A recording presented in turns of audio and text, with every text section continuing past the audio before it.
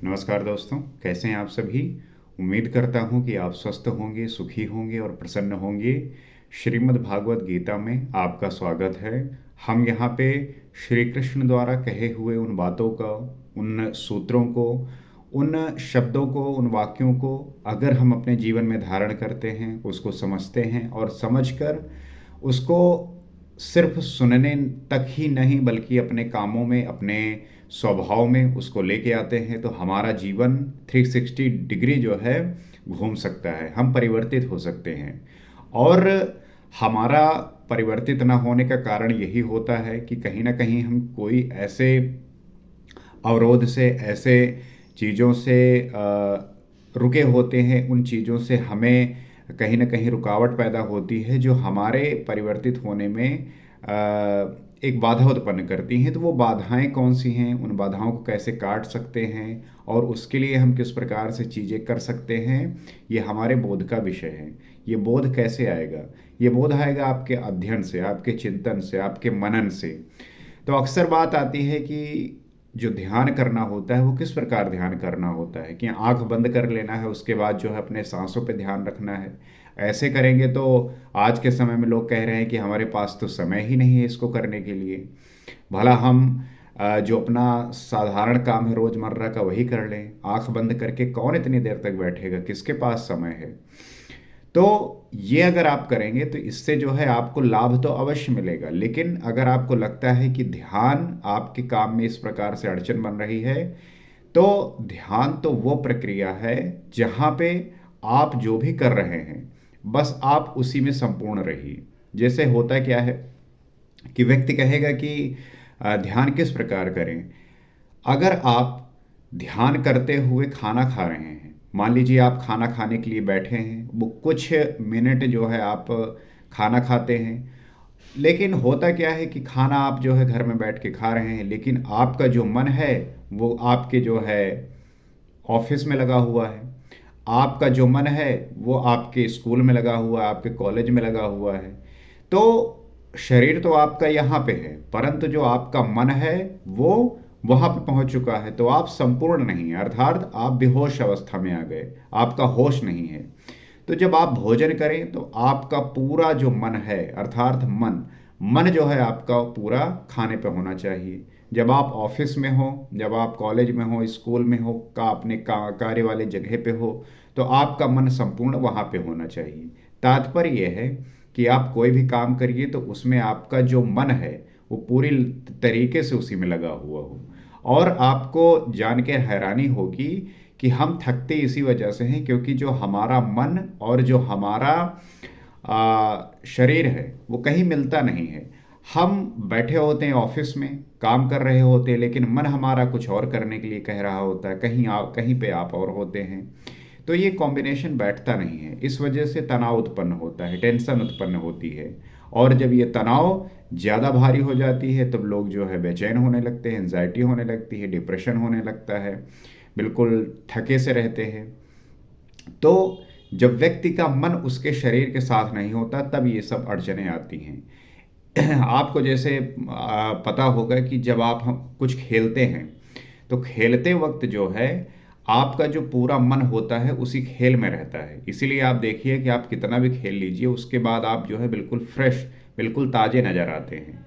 उसका यही कारण होता है कि उसमें कहीं पे वो तनाव नहीं आया, टेंशन नहीं आया जो आपके थकान का कारण बने। जबकि आप खेलने के बाद आपने वर्क किया है, आपने काम किया है, तो इसका मतलब है कि वहाँ पे आपको तो थकावट आनी चाहिए। लेकिन वे लोग जो होते हैं वो और ही ज़्यादा फ्रेश और ताजगी से भरे होते हैं। तो इसका मतलब यही है कि आप जो है अपने कार्य के प्रति आपका जो मन है आपके शरीर के साथ उसी में संलग्न रहे, उसी में लगा रहे।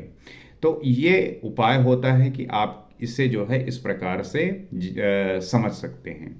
तो यही बात होती है आपके सारे प्रक्रिया में। और श्रीमद् भागवत में इसी प्रकार से आप बहुत सारे सूत्र दिए हुए हैं जो आपको उस स्थिति में लेके जाते हैं और आपको वैसा बनाने का प्रयास करते हैं। तो आइए उन्हीं बातों को समझने का प्रयास करते हैं और जानते हैं कि ऐसी कौन सी बातें हैं जिनको हम ध्यानस्थ होकर अपने जीवन को इससे मुक्त कर सकते हैं, इससे जो है आगे ले जा सकते हैं। तो यतो यतो निश्रति मनश्य अचल मनश्य में स्थिरम तत् स्थितो नियम ये तद आत्मनेव वशम नयेत। ये स्थिर ना रहने वाला चंचल मन जिस जिस कारण से सांसारिक पदार्थों में विचरता है उससे रोककर बारंबार अंतर आत्मा में ही निरुद्ध करें। आपको पता है कि आप भी प्रयास करना चाहते हैं कि ये मन जो है आपको परेशान ना करे, भटकाए नहीं। आप पढ़ने बैठते हैं, ये मन भाग जाता है, काम करने बैठते हैं, ये मन आपको लेके कहीं और चला जाता है। तो ये जो आपका चंचल मन है ये बार बार सांसारिक पदार्थों में विचरता है, कहीं ना कहीं किसी न किसी विषय को लेके जाता है। आप आराम से घर में बैठे हुए पढ़ाई कर रहे हैं या काम कर रहे हैं, लेकिन ये कहेगा कि आज जो है अगर हम शिमला घूम आते तो बड़ा मज़ा आता, कश्मीर घूम आते तो बड़ा मज़ा आता, वहाँ बर्फ़ में घूमते, बर्फ़ में खेलते, दोस्तों के साथ मज़े करते। अब बैठे हुए हैं, आप पढ़ाई करने के लिए बैठे हुए हैं, आप काम करने के लिए, शरीर आपका यहाँ पे है लेकिन मन आपको जो है वहाँ पे चला गया। तो ये मन जो है इस प्रकार से विचरता है कि इसको जो है नियंत्रण पाना होता है और उसको जो है बार बार रोक कर उसे अंतरात्मा में निरुद्ध करें, अर्थात उसको बार बार लेके आए। प्रारंभिक अवस्था में ये मुश्किल होता है, महावीर के लिए भी मुश्किल रहा होगा, गौतम बुद्ध के लिए भी मुश्किल रहा होगा और रहा ही है।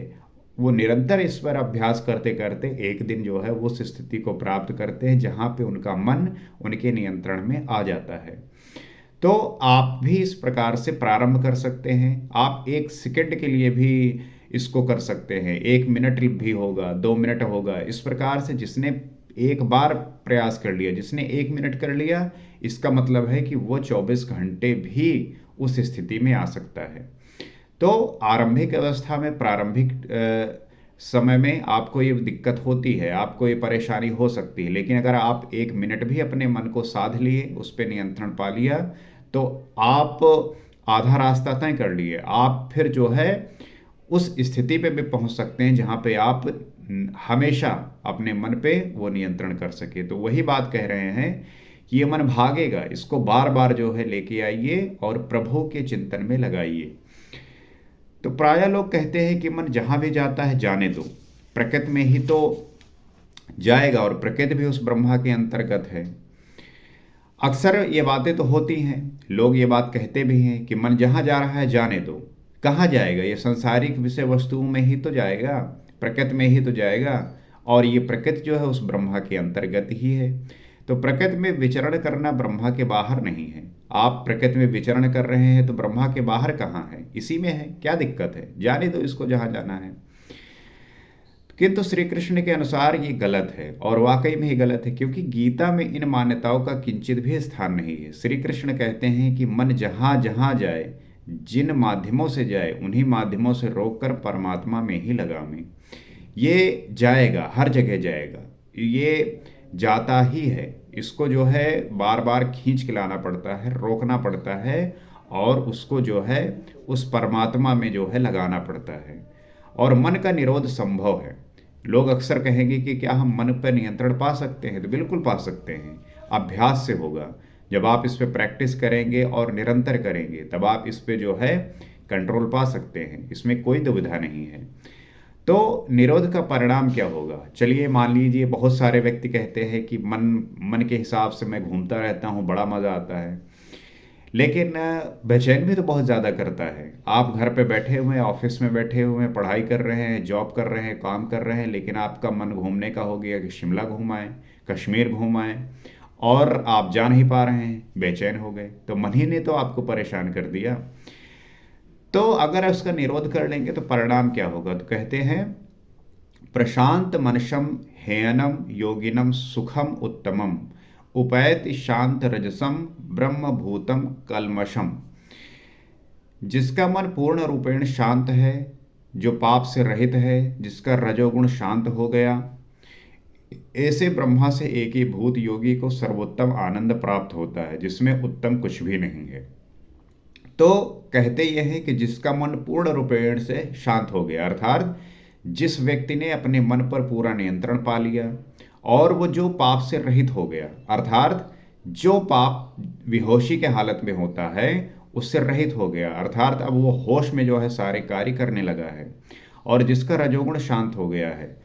ये अवस्थाएं होती हैं, तामसिक गुण, तमोगुण, रजोगुण, फिर सात्विक गुण आते हैं। तो रजोगुण भी शांत हो गया, अर्थात वो सात्विक अवस्था में पहुंच गया है।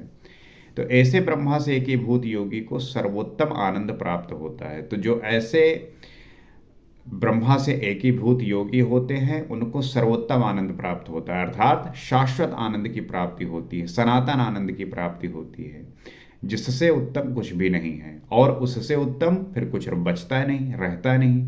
क्योंकि जब तक आप संसारी जीवन में होते हैं तभी तक आपको कोई ना कोई वस्तु उत्तम ही लगेगी। आपने बोलेरो खरीद ली तो आपका मन करेगा कि स्कॉर्पियो खरीद लें, स्कॉर्पियो खरीद ली अब फॉर्च्यूनर खरीद लें, फॉर्च्यूनर खरीद लें अब डिफेंडर खरीद लें, डिफेंडर खरीद लिया तो रोल्स रॉयस खरीद लें, रोल्स रॉयस खरीद लिया तो अब जो है प्राइवेट जेट हो जाए। तो इस प्रकार से आपकी जो डिज़ायर है वो सदैव बढ़ते रहते हैं, अर्थात आप कंपैरिजन और तुलनात्मक अवस्था में आते हुए उसका अंत नहीं है। ये बिल्कुल सीमित है ही नहीं, अनंत है। तो इस पे पुनः बल देते हैं, अर्थात फिर से बताते हैं कि युज्यनेवं सदात्मानं योगी विगत कल्मषः सुखेन ब्रह्मा संस्पर्शम तम सुखम सुखमश्नुते। पाप रहित योगी इस प्रकार आत्मा को निरंतर उस परमात्मा में लगाता हुआ सुखपूर्वक परम ब्रह्म परमात्मा की प्राप्ति के अनंत आनंद की अनुभूति करता है। अर्थात वो जो योगी है वो पाप से रहित होता है और इस प्रकार आत्मा का जो है वो निरंतर परमात्मा में लगाता है, अर्थात वो अपने आप को उस परमात्मा में झोंक देता है, उसमें जो है वो स्थित हो जाता है। तो सुखपूर्वक जो है वो परम ब्रह्म परमात्मा की प्राप्ति के अनंत आनंद की अनुभूति करता है, और जब वो ऐसा करने लगता है तो उसको अनंत आनंद की जो है प्राप्ति होने लगती है, उसकी अनुभूति होने लगती है, और वह ब्रह्म संस्पर्श अर्थात ब्रह्मा के स्पर्श और प्रवेश के साथ अनंत आनंद का अनुभव करता है। तो ब्रह्म के स्पर्श और उसके प्रवेश के साथ उसे अनंत आनंद की अनुभव मिलता है। अगर मैं आपसे प्रश्न करूं कि आपको सबसे ज़्यादा सुख किस चीज़ में प्राप्त होता है, तो आप जो है अपने इंद्रियों से संबंधित ही कोई चीज़ें ऐसा बताएंगे। कोई किसी को देखने में बड़ा सुख प्राप्त होता है, आप मूवी देखते हैं आपको बड़ा आनंद आता है, आप अच्छा खाना खाते हैं बहुत अच्छा लगता है, आप म्यूजिक सुनते हैं बहुत अच्छा लगता है। तो जो भी आपकी सेंसेस से इंद्रियों से हो रही हैं तो उसमें आपको वो आनंद मिलता है। लेकिन मूवी आप देख रहे होते हैं तो जब तक आप देख रहे होते हैं तब तक आपको मज़ा है, उसके बाद जो है फिर आपकी वही मनोदशा दुखदाई वाली, परेशानी वाली। तो कहने का ये मतलब है कि जब तक आप अपनी इंद्रियों से सुख ले रहे हो वो क्षणिक हैं, अर्थात थोड़े समय के लिए होते हैं। पुनः जो है आप इस सांसारिक वासना में लिप्त होते हुए दुखी और परेशान हो जाते हैं। लेकिन ये वो अवस्था होती है, अर्थात ब्रह्म को जानने के बाद, उसका स्पर्श करने के बाद, उसमें प्रवेश पाने के बाद आपको अनंत आनंद का अनुभव होता है, अर्थात अब वो समाप्त ही नहीं होगा। जिस प्रकार से आपने इंद्रियों के सुख का अनुभव किया है तो वो सुख जो है उसमें निरंतर रहता है, सदैव रहता है। अतः भजन अनिवार्य है, इसीलिए जो है भजन अनिवार्य है, अर्थात निरंतर चिंतन, निरंतर उसके प्रति अपने को समर्पित रखना, उसके प्रति अपने आप को उसके सुर में लगाए रखना, सुरत बनाए रखना। अन्यथा जैसे ही आप थोड़ी देर के लिए भी ध्यान हटाया आप जो है भटक सकते हैं, आप जो है अलग जा सकते हैं, अर्थात आप जिस रास्ते पे चलते हुए उनको प्राप्त किया था वो रास्ता आपको वहीं लेके जाएगा जहां से आपने प्रारंभ किया था। तो भजन अनिवार्य है, अर्थात इष्ट के प्रति चिंतन आपको लगाए रखनी है। तो इस बात से कि किस प्रकार से ये चीज़ें घटित होती हैं, क्या होता है और किस प्रकार से ये चीज़ें हम कर सकते हैं, तो ये हमारे ही बोध का विषय है, हमारे ही ज्ञान का जो है ये पराकाष्ठा है। जब इसे हम प्राप्त करते हैं तो ईश्वर को प्राप्त करने के बाद, उसको जानने के बाद, उसके बाद फिर कुछ भी ऐसा बचता नहीं है प्राप्त करने को। तो मैं आपसे यही कहूँगा कि जो आपकी इच्छाएं हैं, जो वासनाएं हैं, कामनाएं हैं और जो विजातीय संगतियां हैं, काम, क्रोध, लोभ, मोह, ये आपको किस प्रकार से भटकाती हैं, परेशान करती हैं, तो आप इससे अलग होकर, इससे रहित होकर, जो आपकी सजातीय प्रवृत्तियां हैं उसके प्रति आप अग्रसर होइए, धैर्य रखिए और निरंतर अभ्यास से ईश्वर को आप एक दिन प्राप्त कर सकते हैं, उसकी अनुभूति हो जाएगी। तो मैं उम्मीद यही करता हूं कि इस बात को आप समझेंगे और इस बात को उन व्यक्तियों तक भी पहुंचाएंगे जो इनसे वंचित हैं, ताकि उन्हें भी इस बात का पता चले। मैं तो यही चाहूँगा कि वो अध्ययन करें, श्रीमद् भागवत गीता का निरंतर जो है पाठ करें, निरंतर इसको जो है पढ़ें। उससे जो है उनको स्वतः उस बात का बोध होगा।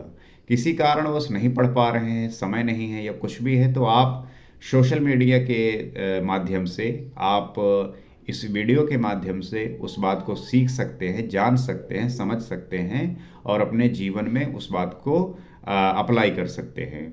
उद्देश्य यही है कि आप इस प्रकार से सुखी होइए, इस प्रकार से प्राप्त होइए अपने आप को कि शाश्वत हो, अर्थात सनातन हो, अर्थात निरंतर हो, कि छोटी चीज़ें और कम समय के लिए की हुई चीज़ें आपको सदैव कहीं ना कहीं दुखी रखती है और इसी संसारिक जीवन में आपको भटकाए रखती हैं। तो आइए मिलकर हम अपने आप को, अपने परिवार को, समाज को, राष्ट्र को वो आनंद प्रदान कर सकें, वो आनंद का जो है गंगा प्रवाहित कर सके, जिसमें हर कोई स्नान करके उसके पाप धुल जाए और जीवन जो है बिल्कुल मंगलमय हो जाए। इसी प्रयास के साथ अगले एपिसोड में आपसे फिर मिलते हैं। नमस्कार।